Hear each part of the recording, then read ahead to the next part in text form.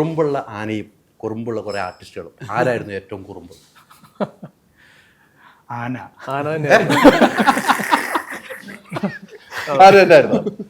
അത് എനിക്ക് ഇഷ്ടം. അത് പെപ്പ പറഞ്ഞ ആനയെന്ന് പറയാൻ ഞാനെല്ലാം കുറുമ്പെന്നല്ല, ഡയറക്ടറാണ് കുറുമ്പൻ.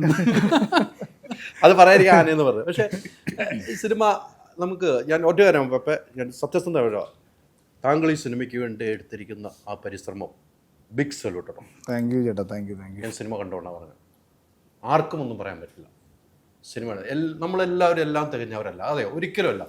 എവിടെയെങ്കിലും ആർക്കെങ്കിലും എന്തെങ്കിലും പൊളിച്ചുണ്ടാകും, അതേ നമ്മൾ കാണുന്നുള്ളൂ. അത് തന്നെ എനിക്ക് പറയാനുള്ളൂ.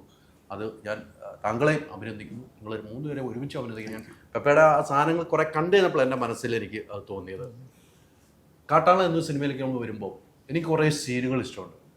എനിക്ക് ആ സീനുകളിൽ ഏറ്റവും പ്രധാനപ്പെട്ട, ഞാൻ നേരത്തെ പെപ്പയും ഇവരും ജഗദീഷ് ചേട്ടനുള്ള കോമ്പിനേഷൻ പറയണ്ടല്ലേ, ആ സീനുകൾ ഗംഭീരമായിട്ടുണ്ട്. ആ സീനുകൾ എടുക്കുമ്പോൾ ഡയറക്ടറിൻ്റെ മനസ്സിൽ തോന്നിയ ഒരു വികാരം ഉണ്ടാവും, എന്തെങ്കിലും മോട്ടിവേഷൻ ഉണ്ടാവും. താങ്കൾക്ക് തോന്നിയ എന്തായിരുന്നു ആ സീനുകൾ എടുത്തപ്പോൾ? അല്ല, നമ്മൾ ഈ പറഞ്ഞ പോലെ നമ്മൾ സ്ക്രിപ്റ്റിങ്ങിൽ നിന്ന് ഒരു എക്സിക്യൂഷനിലേക്ക് വരുമ്പോൾ ഈ പറയുന്ന പോലെ നമ്മൾ മനസ്സിൽ കണ്ട ചില ഇമോഷൻസും അവരുടെ ക്യാരക്ടർ ഡിസൈൻസും എല്ലാം. അപ്പോൾ നമ്മളത് ഷൂട്ട് ചെയ്യുമ്പോൾ ചിലപ്പോൾ ഇപ്പോൾ ജഗദീഷ് ഏട്ടനും ഇവരുടെ ഒരു കോമ്പോ ചിലപ്പോൾ നമ്മൾ മനസ്സിൽ കണ്ടതിനേക്കാൾ മുകളിൽ, ഒരു പടി മുകളിൽ അവർ നമ്മൾക്ക് അതിൻ്റെ ഒരു റിസൾട്ട് തരുമ്പോൾ നമുക്ക് കിട്ടുന്നൊരു സാറ്റിസ്ഫാക്ഷനാണ്.